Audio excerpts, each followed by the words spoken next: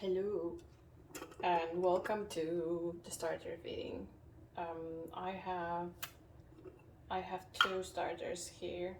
I just took them from the fridge. So this one is, I'm keeping it for when I'm experimenting. I'm always keeping two batches of starter in case one is ruined.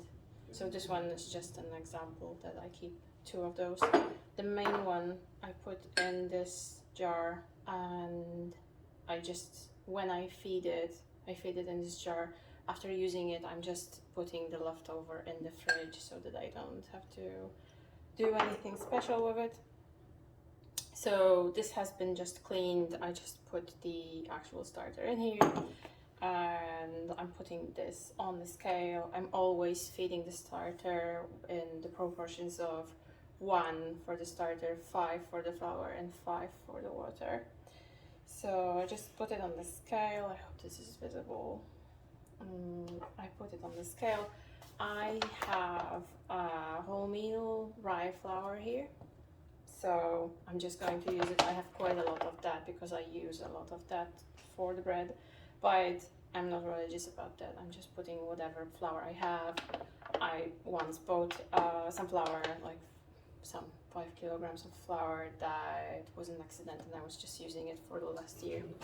So I am now putting 50 grams of rye flour into the jar, and you can also hear my boyfriend playing RBG. So this is 50 grams. Yep, a bit more, that's no problem. Now putting it to 0 and taking some water, and then pouring some water in. So I'm going to have a bit more than 50 grams. The proportions are important, but they're not like crucial that you're not making French macarons, so it's fine. It should be fine if it doesn't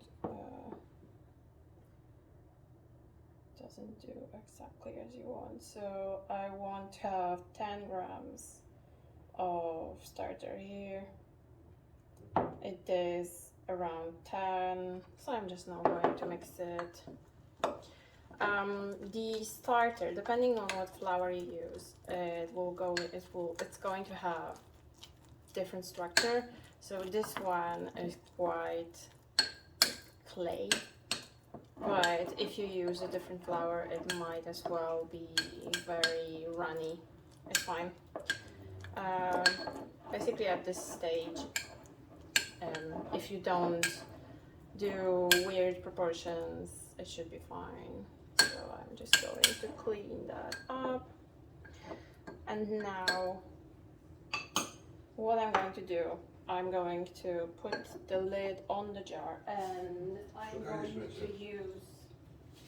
going to use that to mark the where my starter is finishing. So basically we want to double the volume of the starter.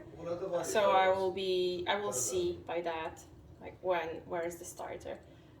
It usually is fine. You would see that it's not okay if you are experimenting, or if the starter is not great. So, and you can also see that I didn't mix it properly because there's a bit of flour at the bottom. I'm just going to fix that a bit, just to mix it evenly. And that's it. And so it's now almost 11 p.m.